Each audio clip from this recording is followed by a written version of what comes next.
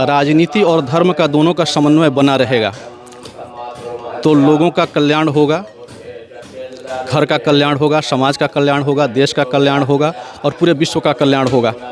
लेकिन अगर क्योंकि धर्म पुरुष है और राजनीति स्त्री है और कोई भी राजनीति अपने पति को मारकर विधवा स्त्री हो जाए तो विधवा स्त्री कभी सुखी नहीं होती, विधवा स्त्री कभी सुखी नहीं होती। सुनिएगा बात, तो धर्म पुरुष है और राजनीति स्त्री।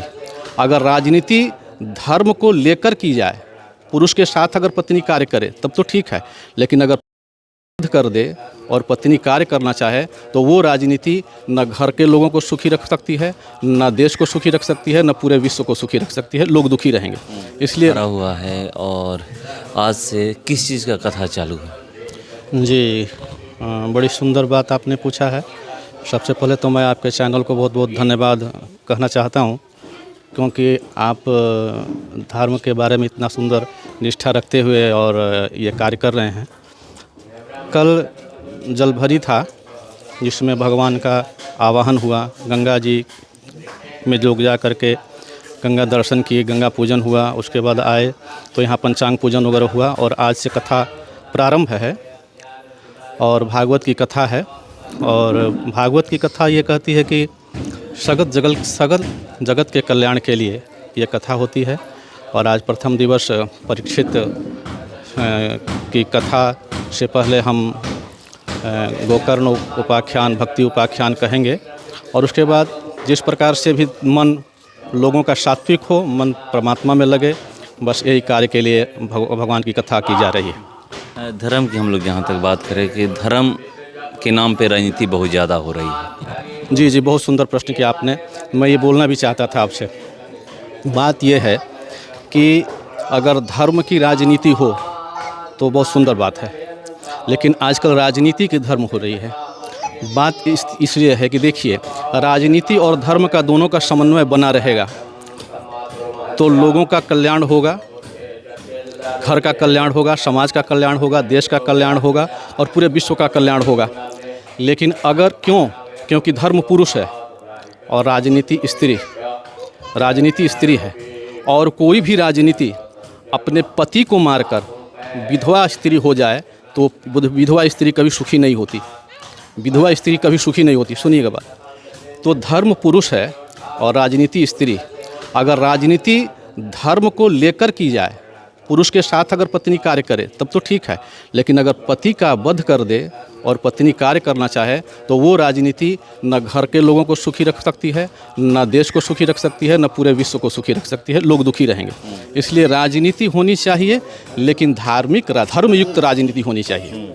यहाँ धार्मिक युक्त राजनीति नहीं होती, राजनीति युक्त धर्म हो रहा है। बस यही बात है, मैं आपसे कहना चाहता हूँ। कैसे इस पे अंकुश लगाया जा सकता है, कैसे इसको कंट्रोल किया जाए? जब इस पर धर्मानुयायी लोग आगे बढ़कर आएंगे और सात्विक विचार से कोई कार्य करेंगे, सात्विक विचार, धर्मानुयायी भी होना चाहिए तो सात्विक विचार से होना चाहिए।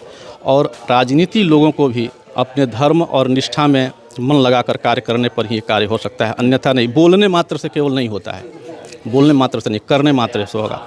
सत्य और निष्ठा को सामने रख कर करने मात्र से तब होगा।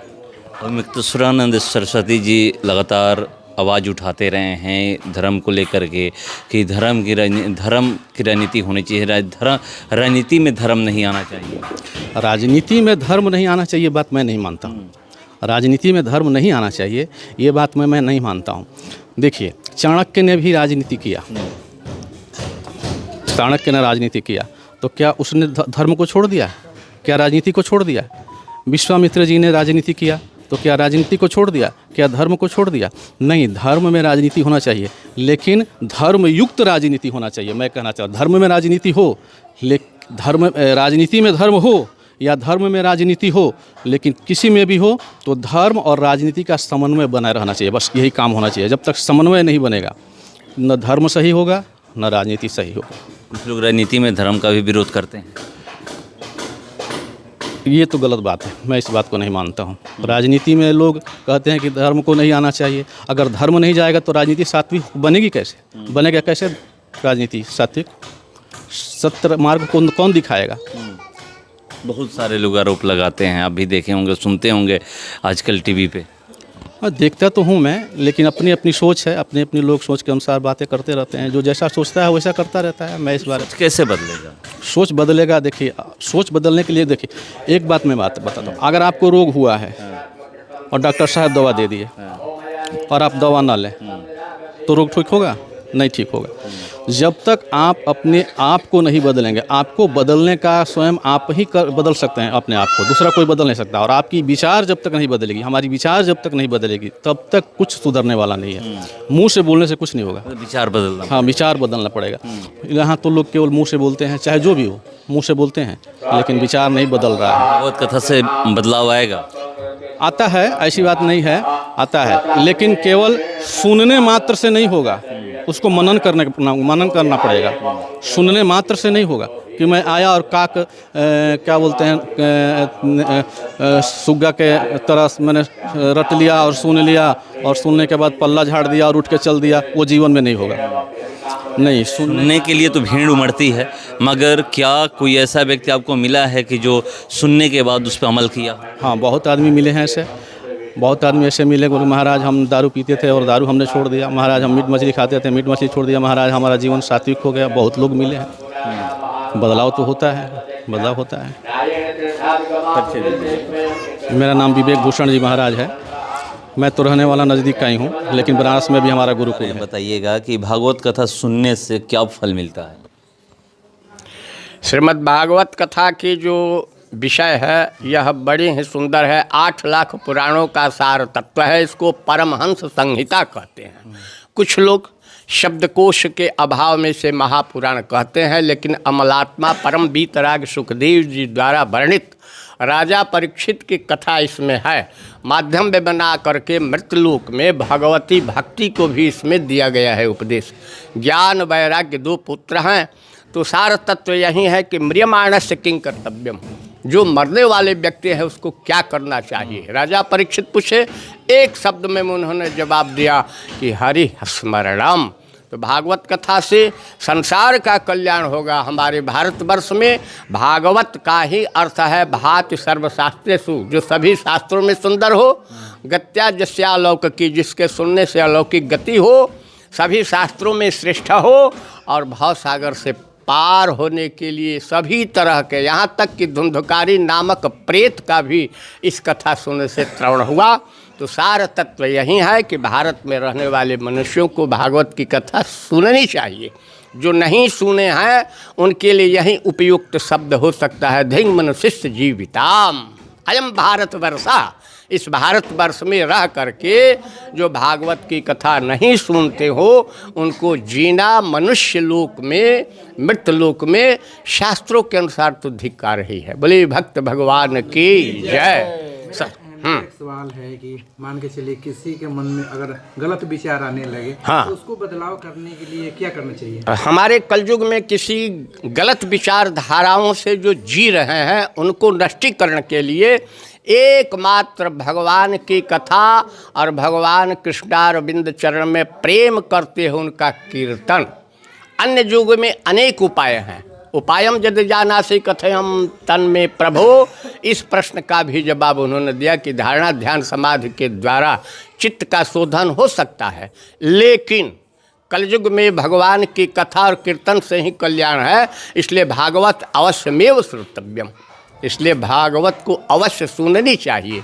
भाषा की बद्धता जहाँ पर है, तो मैं पूछना चाहता हूँ कि भाषा की बद्धता में तो गोस्वामी जी कह चुके हैं टोडरमल के राज्य में कि जिससे मन को बोध हो, ईश्वर तक मन डूबे, ईश्वर तक मन पहुँचे, उस भाषा में भी कथा कही जा सकती है। यदि ऐसी नहीं है तो श्री कागदेव जी और गरुड़देव जी का संबंध कैसे हुआ?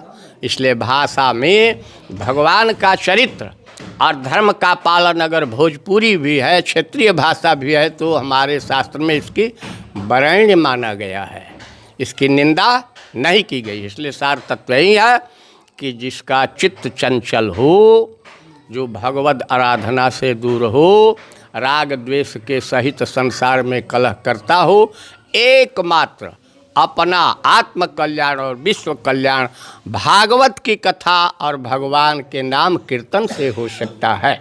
इतना ही कह करके अपना मैं वाणी विराम करता हूँ। बोले भक्त भगवान की करवा रहे हैं। कल जल भरी हुआ, आज से कथा की शुरुआत है। बनारस से महाराज जी आए हुए हैं, कथा आज से प्रवचन करेंगे। सवाल मेरा ये है कि जो भागवत कथा आप लोग करवा रहे हैं, कितना बदलाव आता है भागवत कथा करवाने से सुनने वालों में? सुनने वालों में ज़रूर प्रभाव उसका आता है। अब कितना आता है तो नहीं मैं बता सकता हूँ। ज़रूर उन लोगों को सब जो सुनते हैं आते हैं, उन लोगों को विचार में काम में अंतर ज़रूर आता है, उसका प्रभाव पड़ता है, कुछ बदलाव आता है। कब तय किए थे कि भागवत कथा करवाना है गांव में? ये हमारे मन में था कि हम पिताजी को अपना भागवत कथा सुनाएंगे, माता जी को सुनाएंगे, इच्छा थी।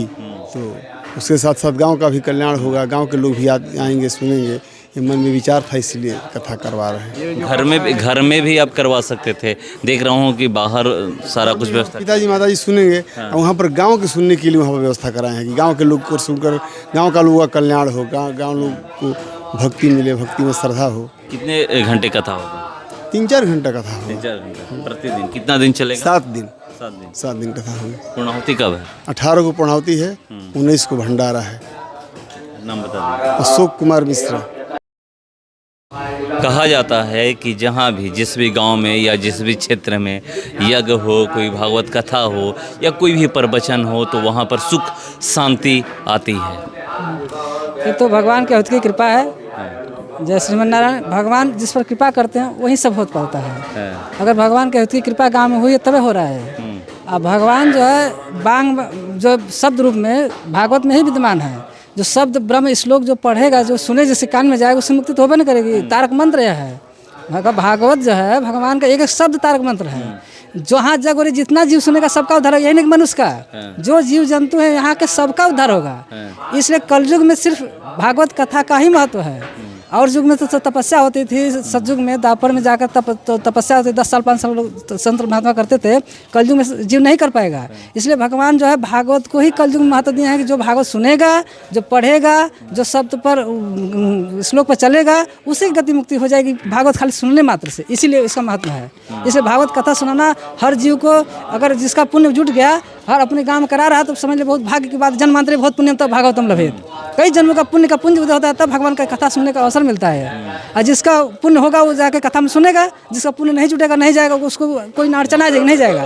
पुण्य के भागी बनने के लिए जीव को जो है पुण्य अगर अर्जित करेगा तब भगवान कथा सुन पाएगा। इसलिए भगवत कथा को जो है इस कलयुग में हम लोग को इसी का महत्व है। हाँ, इसके अलावा संसार में कोई गति मुक्ति का साधन नहीं है।